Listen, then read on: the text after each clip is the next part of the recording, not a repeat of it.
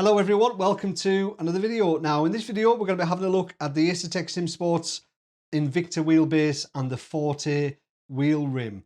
I've been super excited to do this video to tell you about these products, but I couldn't say anything until now. If you've watched my content over the last couple of weeks, well, you'll have seen I've used nothing but this wheelbase and this wheel rim. So I've given it a good test. But before we get into the video, the necessary disclaimer: Asetek Simsports sent me these items to test and have a look at, so I haven't paid for them, although they don't see this video before it's published and they have no influence in what I say. And also, I will say, as usual, that I'm not a product reviewer. That's not what this is. There are guys out there that do the job much better than I ever could. But what I am, though, is a sim racer, exactly the same as you, and that's the opinion you're going to get. So when I'm looking at products, I look at them as if I'm going to buy them with my own money.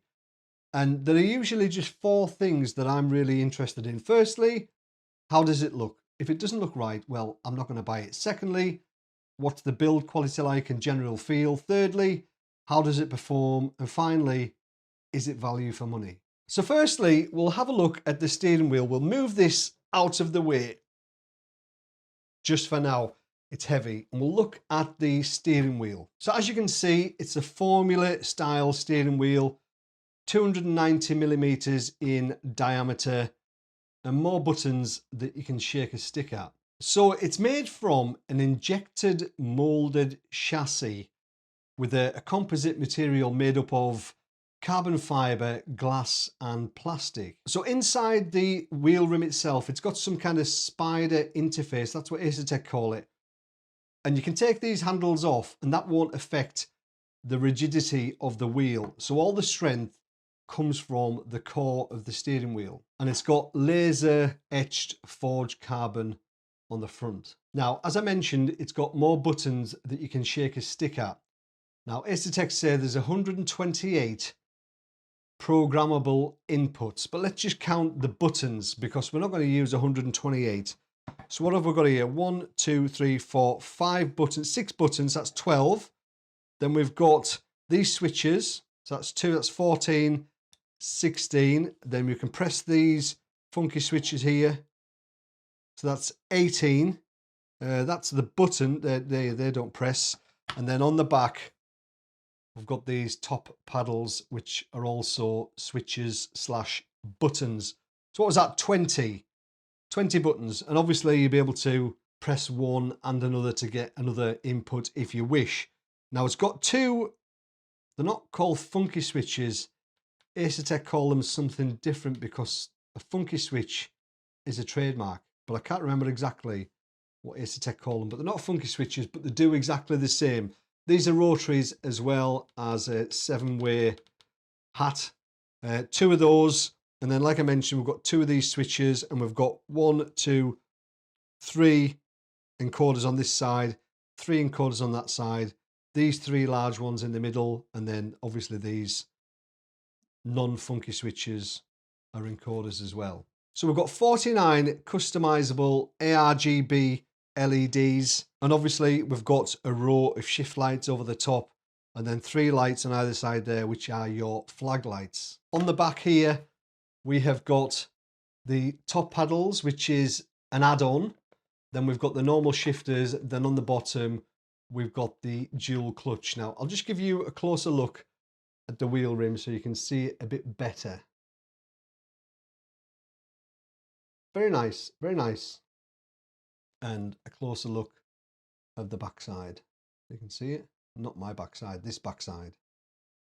And obviously, it's got Asetek's absolutely fantastic quick release. So I mentioned the top paddles earlier on. These are an add-on, as is the dual clutch, and they aren't that expensive, to be honest, but how they connect is literally magic. There's no wires. It's literally one Allen bolt in each one. You just put it on there, tighten the Allen bolt down, and it works. Like, how? It's mental. So dead easy. They aren't that expensive actually to buy. So really, really good upgrade path. If you buy the base wheel, then you can upgrade and end up with a fully loaded one just like this. So we'll talk about the buttons and encoders. The buttons have got a nice tactile feel. I hate that word. I hate it when people say tactile.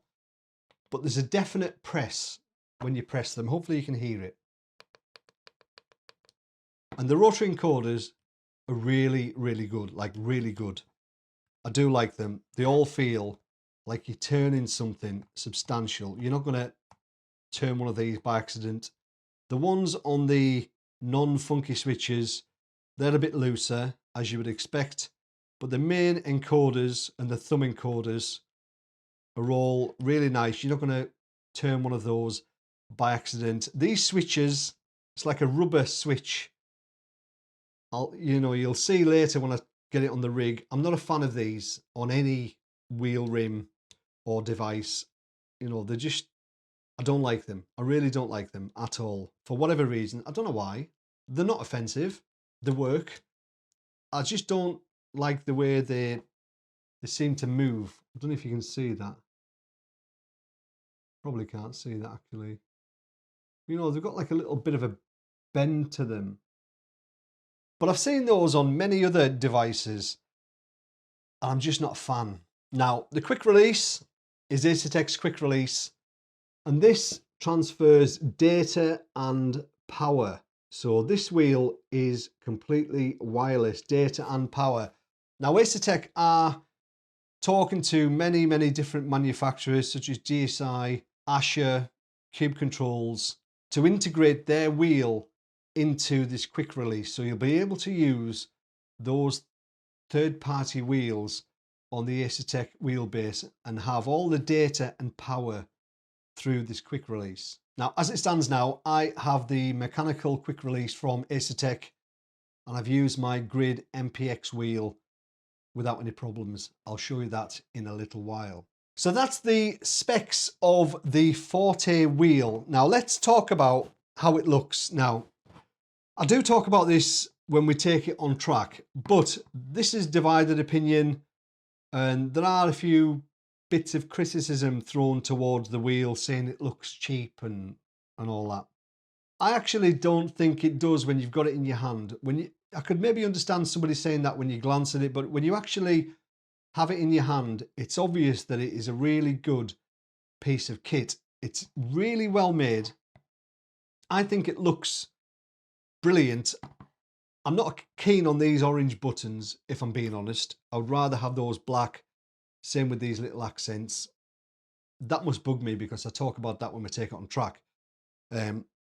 You might have realised that I've had to take this wheelbase off my rig to do this part of the video, which I'm raging about, by the way. I'm furious, although it was easy to take off, but it just means I'm going to have to put it back on. So looks wise, I think it looks good. All the buttons are placed really well. Ergonomically, it's really good. I think it looks good. I don't know if I'll maybe try and show you a closer look at the top and the bottom, just so you can get a good look at the wheel rim itself. Now, these are designed to be customized, so you can buy the bog standard Forte wheel from Asetek with, no LEDs or less LEDs, and you can upgrade it to this spec. So you can buy the bog standard one and buy add-ons and have this wheel. All these grips are interchangeable. You can see it's just literally bolts on the back there at the top.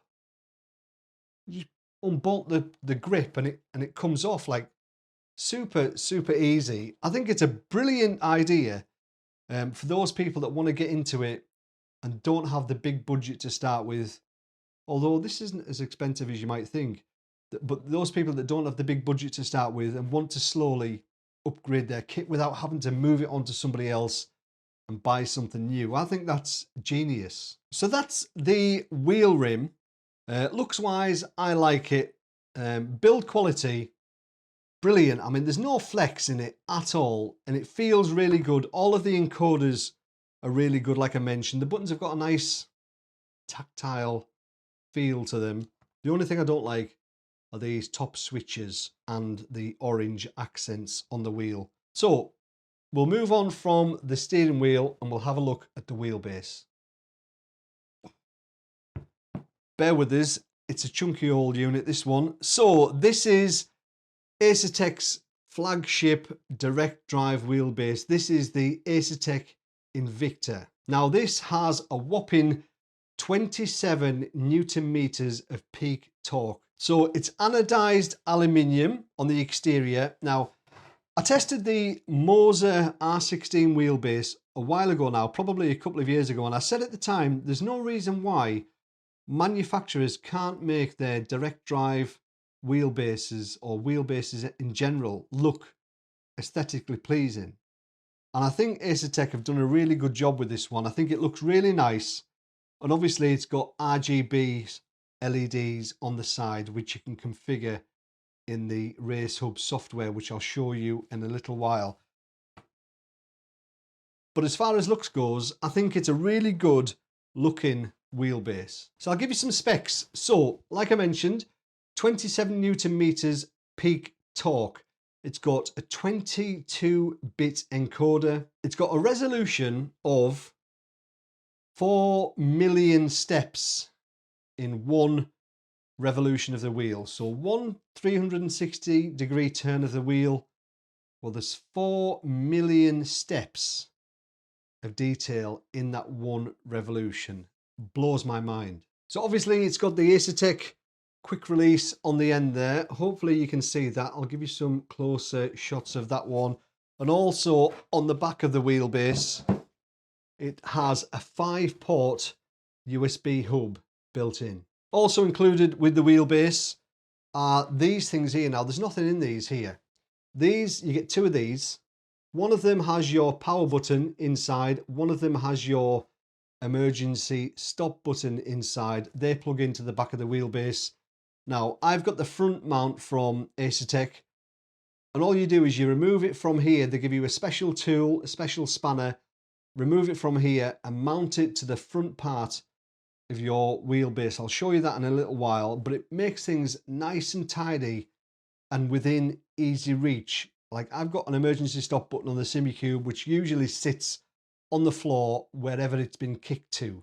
So it's dead handy and dead nice to have them actually on the front of the wheelbase. So as far as looks goes, I think it looks brilliant. Build quality, I mean, obviously I'm not going to take it to pieces. That's not what these videos are about. I'm looking at this. If I buy something, I'm not going to take it to pieces. But looks wise, looks brilliant. Build quality on the exterior, brilliant. We'll talk about performance when we jump into the rig, but I'm struggling to fault it at this point. So we're going to jump in the rig now, and we're going to talk a little bit more about the force feedback in general and give you my thoughts as to how it drives, and then we'll conclude when we talk about value for money. So we've taken a look at it on the bench. Now we'll take a look at it in action. Now the colour that you can see on the wheelbase there, that's the default colour. You can change that. And it's the same story with the steering wheel. So just pop that on. And you get the orange colour. That is how it comes by default. But it can all be changed. Now until you load up the software, it doesn't load in the colours for the buttons on the steering wheel. The wheelbase remains the same, but until you load the software or start the software, it doesn't change the colour of the steering wheel. So we'll just fire up the software real quick. You'll see when the software fires up, the wheelbase will spring to life, and it does this like rainbow effect until you make some changes. So this is the software. It's called Race Hub. On the left hand side you can see what devices that we've got attached or what the software has recognised. And you can see there we've got the Asetek Invicta wheelbase and the Forte steering wheel. We don't have the Invicta pedals installed at the moment. Up here we've got settings. Tells you what games are detected and what aren't detected. Click on store, it takes you to the store page, and support takes you to another web page. But we'll click on wheelbase. You can see this is where you can set the center of the wheel, and there's a graphical representation of the wheel itself. Click on torque. This is where all of the settings are. Now at the top left, presets. Asetek do give you a couple of presets. We've got a GT3 preset and we've got an F1 preset. The F1 preset's got a much lower steering lock And then we've got our own preset iRacing 900. So here you can see we've got a 900-degree steering range on this one. I'll go through the settings. I'll briefly tell you what they do or what I believe they do. So the steering range, obviously, that's self-explanatory. That determines how much steering input. I'll turn the wheelbase on, actually. How much steering. So that's it. That's the lock. That's all we've got. And you go up to 1440. You've got much more. There we go. I have mine set to 900, so we'll just pop that back. The bump stop hardness. Now that determines how hard this is when you hit the stop. If we lower that down, it'll go past that stop. But I have that on hard because I want to know when I've hit the bump stop. The bump stop range just sets an offset to the bump stop itself. The high frequency limit, that determines the frequency of the force feedback. I have mine set to no limit. I want to feel all of the detail. Damping, now that just adds a little bit of weight to the car steering. Now I don't have any damping. I like my force feedback really detailed. So whichever wheelbase that I use, I always turn the damping right down. Same with friction. That adds just a little bit of weight to the steering. Inertia, very, very similar. Adds a little bit of inertia to the steering wheel when you're cornering. Cornering force assist. Now, this reduces the force feedback. The higher the number, the lower the force feedback will be in the turns. Now, what this does, it lowers the force feedback in the turns just to give you a little bit more detail and information about what the car's doing. I have that set to 2.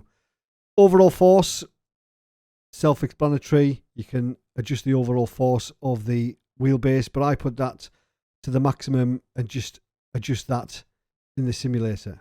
So torque behavior prediction. Now this is all about making the experience as smooth as you possibly can. So the lower the number, the more detail that you're going to feel through the force feedback, although it can feel a little bit notchy. Well, not notchy, but just a little bit too detailed when you have it off. You know, it's a little bit noisy, just too much. I have that usually on 1. The higher the number you go, the smoother it will be, but you won't have all of the detail. So I have that set to 1. Torque acceleration limit. This is essentially your slew rate or your slew rate limit. I have mine on 9.5 Newton meters. Now, a Simicube 2 Pro, I think, is about 6.2 Newton meters. The higher the number, the more responsive it will be. An anti-oscillation does exactly what it says in the tin. It helps prevent the steering wheel giving it this when you're going down the straight when you take your hands off. I have that on 0, and with your hands on, it's completely fine. So we'll go up to LED. This is where we can change the LED colours of the wheelbase behind. And as we click, we just move the mouse to whatever colour you fancy. My colour's blue. I do like a bit of blue, so we'll have there that blue, and you can change the brightness on there as well. Safety, so we've got some automatic centering strength and hands-off detection warnings. I have those off. Notifications, exactly what it says in the tin. That's the wheelbase. They're the settings that I use, and I'm really, really happy. We'll go to steering wheel, and you can see here that I have these buttons different colours, as you can see there on the screen. But if we wanted to, we could just click the buttons, whichever ones we want. If we wanted all those red, we just click red, and they change to red. Change it back to blue. Dead simple. Same with the encoders. If we wanted a yellow, we can just have a yellow one there. I actually quite like the yellow. Might have a couple of those yellow. And then the bottom one red. So really, really simple. Here you can also adjust your dual clutch bite point. So you can see on the bottom there, you can click on the paddles. Here you can select whether you want it as a dual clutch, individual paddles. There we go. Or buttons. I have mine set up as a dual clutch. The individual would be good for anybody with disabilities, and they can use these as the accelerator and brake. Shift lights, again, self-explanatory. When you enter this section of the software, it gives you a representation of the shift lights. So you can select left to right, which we've got now, center to side. And then we've got side to center. but I have mine the traditional left to right, and here you can adjust the curve. So you click this one and then you can adjust all of these where you want them. Flag lights, well, these are the flag lights. There's 3 lights on either side on here. These light up when you have these flags in the simulator. So that's the software. Really, really straightforward, dead easy, really simple. I like what they've done. They've kind of simplified everything.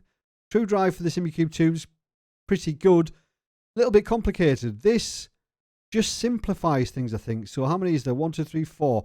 12 sliders for the force feedback. It's enough and it's not overwhelming. I like it. So here we are then on track, and we've chosen the Nürburgring Nordschleife. Well, why not? And we've chosen the Porsche RSR again. Why not? Now, a couple of things I want to show you before we actually get testing the force feedback and telling you my thoughts. There's actually a couple of buttons on here. On the right hand side we've got a power button, and on the left hand side we have an emergency stop. This is the Asetek front mount, and these small buttons here, they come in enclosures, and then you take them out of the enclosure and fit them to the front mount. Really easy to do, really nice little touch that. So in fact, I'll turn it on for you first so you can see it boots up. There we go. There we go. So that's the force feedback on. If we turn that, that'll kill the force feedback. So that's the emergency stop button. Now we can turn it freely by hand. We'll put the steering wheel on. And then if we press this button, that will re-enable the force feedback. There we go. Good to go. So before we talk about the force feedback and what I think about it, I'm going to talk about the steering wheel. Now, I've been reading online and spoke to people, and there's been quite a bit of criticism about the steering wheel and how it looks. I don't think it's a bad looking steering wheel, to be honest. I actually quite like it. Although, there's a couple of things that I would change. I'm not keen on these orange buttons on the front. I know that's Asetek's colour, and they want to add that to the product, but there's bits of orange on the QR that you can't see on the back, and these little accents here, well, I would prefer those to be black, to be honest, and the buttons to be black, all the same. I know these wheels are designed to be customized. You can change the grips, etc., and I don't know if these small pieces, I don't know if they are replaced when you change the grips, but I would have preferred those to be black. That's my only criticism of how the wheel looks. There's loads of buttons. I mean, more buttons than you could possibly need. I've got a button box down to my right hand side here, and I've actually not used it since I've been using this for 2 weeks. I've really not used it. I mean, I use a fraction of the buttons on iRacing. I really don't use that many at all. Now, I've got the top button here for brake bias. I've got this one for my black boxes there. I've got these for TC ABS. This one for the overall volume of the sim. Pit limiter. Flash headlights. Chat. Delta. Engine start. Ignition. I don't actually use that many. There's not many that I really need, to be honest. So there's more buttons than I could possibly need. So we'll talk about ergonomics. I've been using this for 2 weeks now, and when I first put it on the rig, it did feel a little bit smaller than the wheels that I've been using recently, but within a couple of hours of testing it felt perfectly fine, and now after 2 weeks it feels like the perfect size, to be honest. It's going to feel really strange when I put another wheel on, which I'll show you one in action very soon with the Asetek mechanical quick release. But ergonomically, it's perfect. Everything is within easy reach. These 2 bottoming corners, you've got to move your hand to get to these ones, but the middle ones and the upper ones, all of these buttons, absolutely fine. I've got no complaints at all with regards to ergonomics and how the wheel feels. This is fully loaded, this wheel, with the DRS paddles, which I've got set to look left and look right. We've got the paddles in the middle and obviously the dual clutch on the bottom.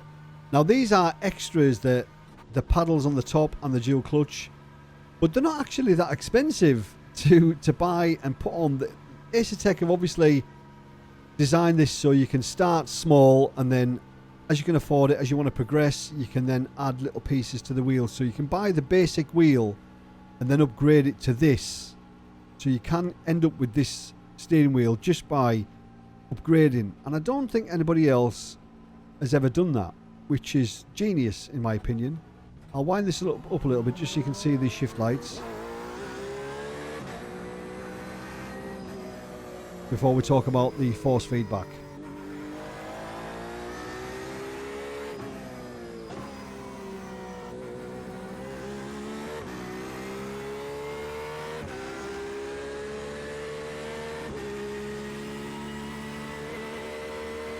They're nice. I really like them. Now my driving in this car, well, I haven't driven this car for a long time. That's my excuse out the way. Let's talk about the force feedback. So it's a 27 Newton meter wheelbase, which is obviously like more power than, you know, the majority of us will ever use. I would never run the wheelbase or 27 Newton meters of torque ever. I mean, that's peak power, it's not continuous. Peak power, 27 Newton meters, which is a lot. You know, it would be unmanageable. You know, you could do it for maybe half a lap and you would be slow in that half a lap. It's not about the power, although it has got the power 27 Newton meters. I don't run mine anywhere near that. I'll show you what I've actually got it to in the simulator right now. So 6.4, if we click that button there, so other people use it by this, so 52.8 Newton meters. The lower the number on here, the more force feedback you're going to be putting out there. And up the top there, in the top right, you can see the force feedback bar there, the F. And you won't see any clipping there. But I have mine set to 6.4, which is like more than enough force feedback. You'll see as we get round here, it's going to be all over the place, the steering wheel, with the bumps and all that kind of stuff at the Nordschleifer. So we'll talk about use. I mean, I've used this on iRacing and ACC, and I found the force feedback to be absolutely superb. I'm coming from the SimiCube 2 Pro, which is an incredible wheelbase, but this for me just seems a little bit more responsive. I've never been one to be that interested in slew rate before. I've never really paid much attention to it, and the difference between the SimiCube 2 Sport and Pro for me wasn't a massive amount. You know, I could have put any of those wheelbases on my rig and I wouldn't notice the difference. However, this feels much more responsive than any of the than any wheelbase that I've ever used before. And I've owned quite a few direct drive wheelbases, the VRS, DD1, SimiCube 2 Sport and Pro, AccuForce, all the CSL DD, Moser, I've tried them all, well not all of them, tried most of them, and this feels much more responsive. The detail that you get from it, because I don't have a lot of damping on, so I get all of the details in the road surface, all of the details on the curb, all of the details on the grass. I don't damp that out. I have that raw coming through the wheelbase, so I can feel absolutely everything, which is how I like it. And even with the force feedback relatively low, you know, it's not high, I will put it up a little bit just for testing purposes, so 8.4, which is probably more than I would ever run it. It really is quite high for me. Yeah, the feeling of weight mid-corner is really nice. And the transition from left to right, you know, in the middle, on some wheelbases, in the middle, you can feel a small dead zone. Even like on a direct drive wheelbase, it's minimal, but you can feel a dead zone on some wheelbases. This is buttery smooth at the top. You know, from transition from left to right, there's absolutely nothing. And when I say nothing, I mean there's no change in feeling. It's nice and linear going from left to right. It feels just like what a steering rack would feel like in the car, which is obviously what the software is designed to do. But it feels really, really nice. There's nothing at the top end which annoys me when I feel that in some wheelbases. There's no slack. It's not sloppy. You know, the detail's there. Even when you're going slow, when you're going fast, all of the detail is there in the force feedback. And it's got enough force feedback to have your thumbs off. So if you wanted to up it even more, well, go for it. It's not really what I want to be doing, because you're not going to be quick when you up the force feedback. Just wind up for the carousel. So I can't remember how to take the carousel in the RSR. Oh, crikey. Yeah, that's probably too much force feedback there. Jeez. Yeah. Let's turn that down a little bit. So I'm nowhere near what you could run the wheelbase at. My favourite section of the racetrack here now. Sorry, I'm just going to indulge myself here. Oh, crikey. That's the sloppiest I've ever gone through there. Vipperman. Is it Vipperman? Coming down to YouTube corner. God, I forgot how good the Porsche RSR is. Incredible car.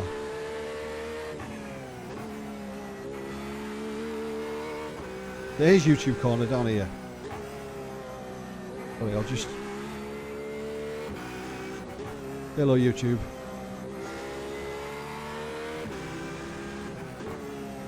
So if anybody's watched any of my videos over the last couple of weeks, you'll see that I've been driving a variety of cars. I took part in the Porsche All-Star Series in the Porsche Cup car. I've driven on ACC. I've driven the Radical. I've driven the Toyota GR86, the Mazda MX-5. So I've driven a variety of cars, and the wheelbase has felt superb in each and every one. You know, I've really got absolutely nothing to complain about. Setup wise, dead easy to set up, dead easy to mount, as you would expect. I'm trying to think of something else to tell you about the wheelbase, apart from the force feedback is really strong, really detailed, really responsive. It really is incredible. I mean, this wheelbase isn't cheap. You know, nice things don't come cheap, as I always say.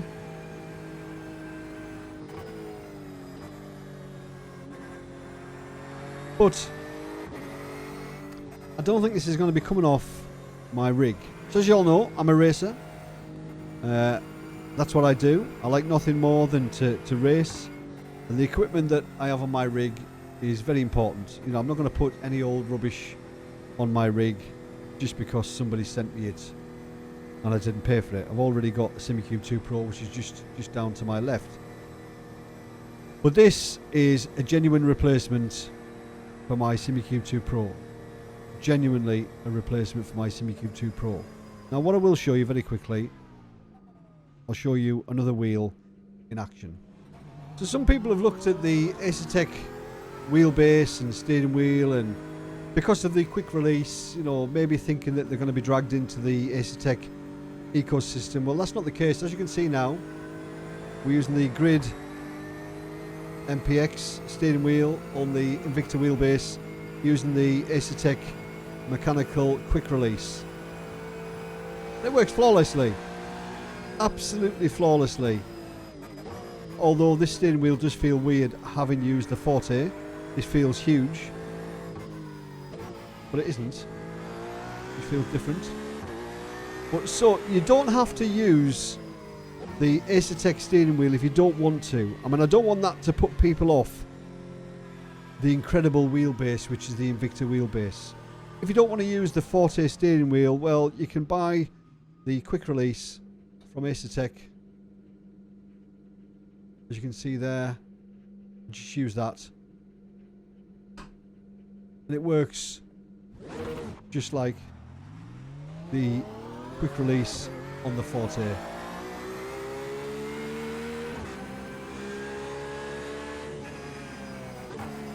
But I can't think of anything else to say about the wheelbase with regards to performance. It's powerful, it's super detailed, it's super responsive, and it works flawlessly with the two titles that I've tried it on, ACC and iRacing. It's been absolutely perfect. And to be honest, ACC had never felt as good using the Invicta Wheelbase. I used exactly the same profile that I used on iRacing, and it worked perfectly and felt absolutely incredible.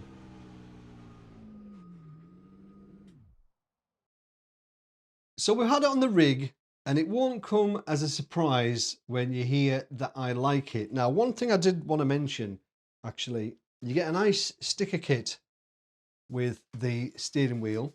So as you can see, we've got more stickers than you could possibly need. But they also, here we go, they also give you some tweezers if you want to do your eyebrows at the same time. Nice little touch. Forgot to mention that earlier on. And also Asetek sent me a wall mount for your wheel. So this would sit there. That would sit on there, and you would attach this plate to your wall. Dead nice, very handy. I like that. So we'll start to summarize then. I'll tell you what I think. So we'll start with the Forte steering wheel. So looks wise, I think it looks really good. I think it's a nice looking steering wheel, apart from those orange accents and the bendy buttons. I'm not a fan of those, but I really like the way the steering wheel looks. I really like the shift lights, the flag lights. Works perfectly on iRacing and Asetek. Course, they're the only two titles that I've tried it on, but it worked flawlessly. Build quality, really good. No flex. It is rigid. All of the encoders are really tight. You know, you're not going to press these by accident or move these by accident. Buttons are really good. Paddles are good. Dual clutch is dead easy to set up. Really, really good. Build quality, brilliant. Performance, well, I can't say anything negative about the wheel, how it performed at all. Like, everything was in easy reach. I did numerous races with this wheel rim, and it was flawless. It worked perfectly. Never had a miss shift.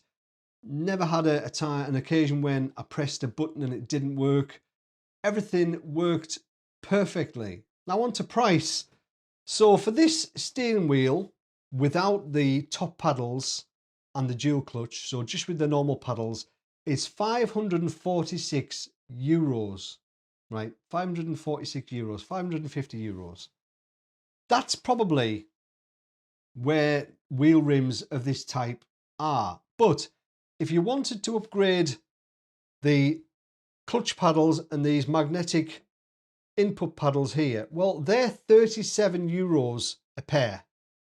So it would cost you 37 euros to put the top paddles on and 37 euros to add a dual clutch. For me, that is an absolute bargain. So for about 620 euros, well, you're going to get this fully loaded, ready to go. That's good value. So I'm lucky enough to have some really nice wheel rims, and the wheel rim I've been using of late is the Grid MPX. Is this one as nice as that? No.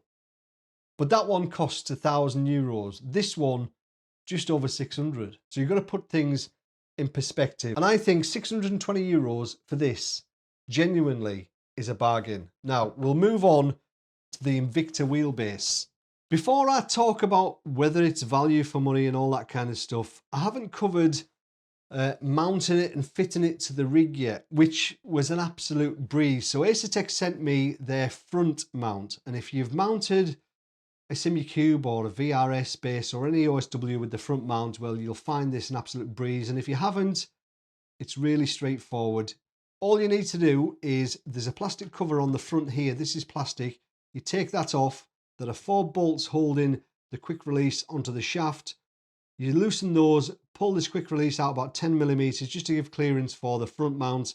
Then you fit this to the front mount, then put this cover back on. Makes it look nice and tidy, and you can't see on the front where it's mounted. But Asetek do various other mounts. There are channels on the bottom of the wheelbase there, so you can fit T-nuts come with the wheelbase, so you can bottom mount it, you can side mount it. Asetek do 3 other type of mount apart from the front mount. There's a bottom mount and a bottom mount with tilt and a side mount, so they've got everything covered. So looks wise, I think this looks really good. Like I mentioned earlier on, there's no reason why manufacturers and brands can't make their wheelbases aesthetically pleasing, and this one is. So looks wise, for me, it's a winner. Build quality, well, I can only talk about what I can see here. I haven't taken it to pieces. I've taken the front cover off and adjusted the quick release on the shaft itself.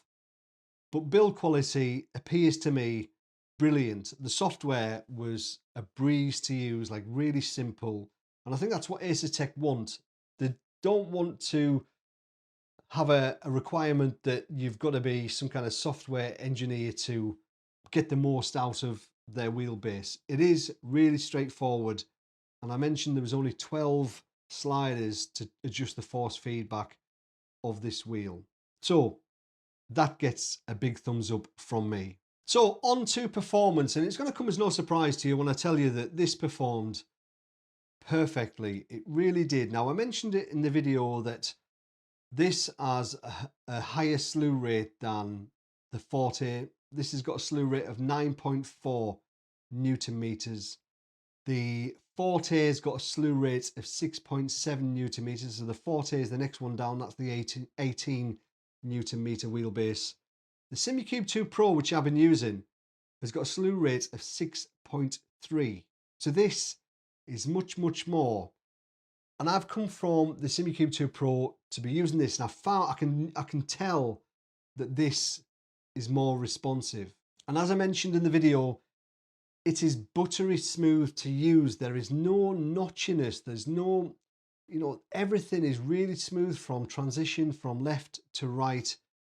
I really can't fault the performance, and it's got more than enough force feedback for anybody. I can't see anybody ever needing more force feedback than this can put out.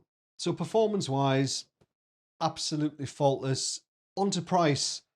Now for this wheelbase, this is Asetek Simsports flagship wheelbase, and it's €1,302. That's expensive, but it's probably similar kind of money to a SimiCube 2 Pro. And with this one, well, it looks better. You've got Asetek's quick release. You've got a 5-port USB hub.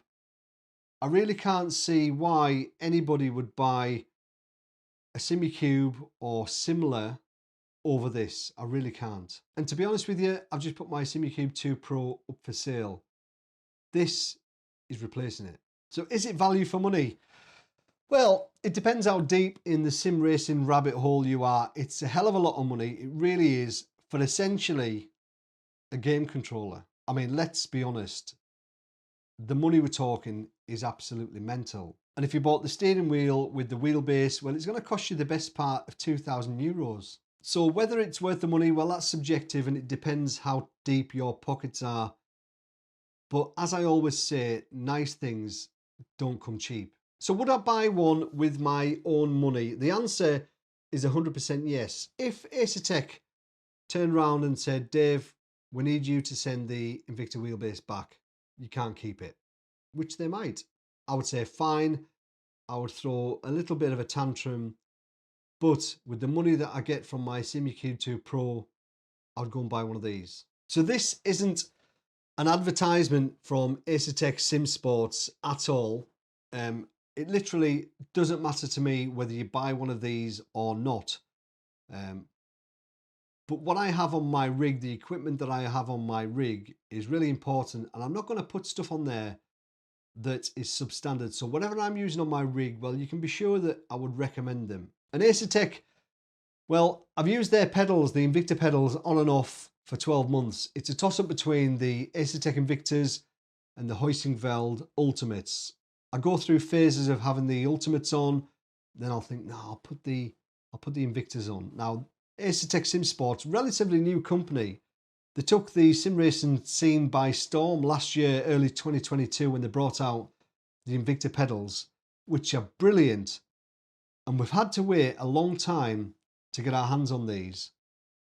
But the outcome is the same. It's brilliant. So I want to say a massive thank you to Asetek Simsports for sending this big, thick idiot these products early to test and use. I really, really appreciate it.